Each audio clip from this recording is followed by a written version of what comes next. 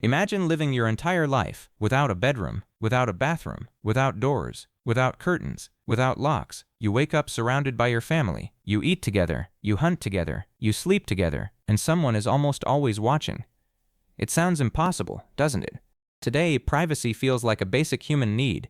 We close our doors, send private messages, wear headphones, and sometimes just want to be left alone. But what about 100,000 years ago? Did ancient humans have privacy at all? Could they ever be alone?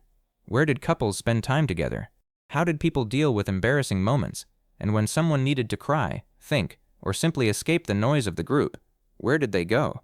Surprisingly, archaeology, anthropology, and studies of modern hunter-gatherer societies suggest that even in the distant past, humans found clever ways to create personal space. Because while houses, cities, and locks are recent inventions, the desire for privacy may be far older. Tonight, we're traveling back into the Stone Age to discover a surprisingly familiar side of our ancestors. How did ancient humans have privacy? Chapter 1. Life was never really private. For most of human history, people didn't live in large villages. They lived in small bands of around 20 to 50 individuals. Everyone knew everyone. Children played together. Adults hunted together. Elders shared stories around the fire. Meals were communal. Work was communal. Survival was communal. There was very little room for secrets. Unlike modern homes with separate bedrooms, ancient camps were often open spaces with simple shelters or caves. Families usually slept close together. Fire remained at the center of camp, providing warmth, light, protection from predators, and a gathering place for conversation. Being close wasn't just tradition. It was survival.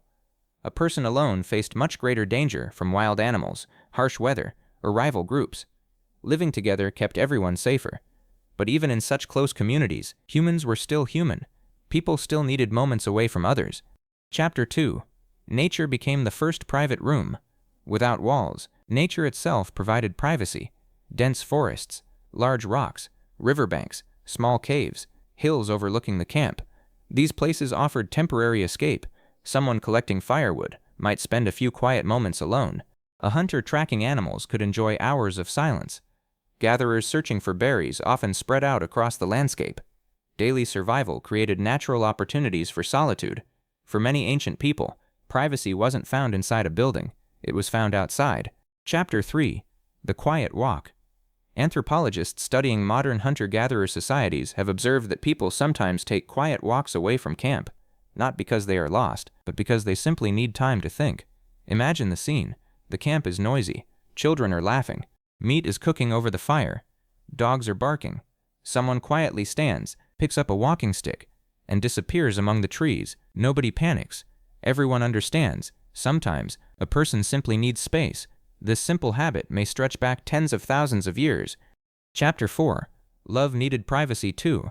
One question fascinates many researchers. How did ancient couples find privacy? Small camps offered little personal space, yet relationships, romance, and family life have always been part of being human. The answer was probably simple: distance. Couples may have walked away from camp together, perhaps under the cover of darkness, perhaps while collecting food, perhaps during long hunting trips. Across many traditional societies, customs developed that respected these private moments without requiring permanent rooms or buildings. Privacy wasn't created by walls. It was created by understanding. Chapter 5. Embarrassing moments. Everyone experiences them.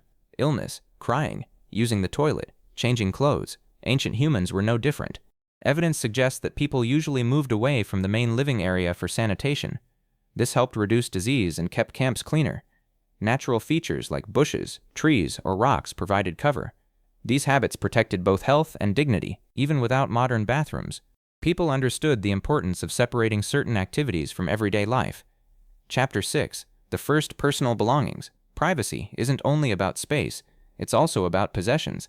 Early humans owned very little: a spear, a stone knife, a pouch, a necklace made from shells or animal teeth, perhaps a favorite tool carefully crafted over many days.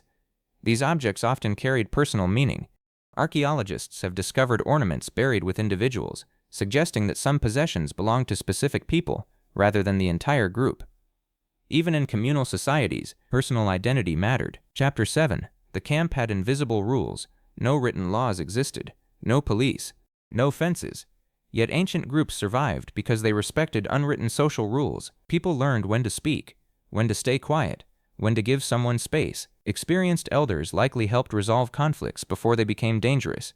Living closely required emotional intelligence. Ignoring another person's boundaries could damage trust within the group. Respect became one of humanity's greatest survival tools. Chapter 8. Children learned by watching.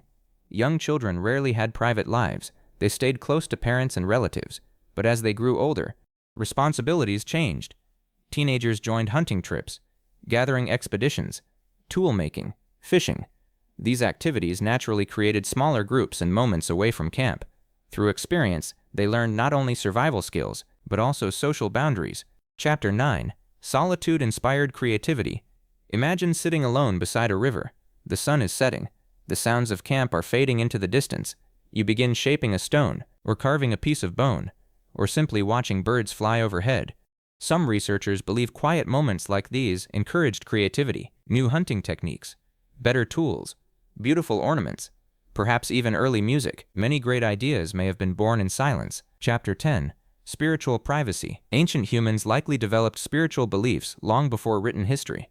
Certain caves contain paintings placed deep inside dark chambers. Some burial sites suggest careful rituals.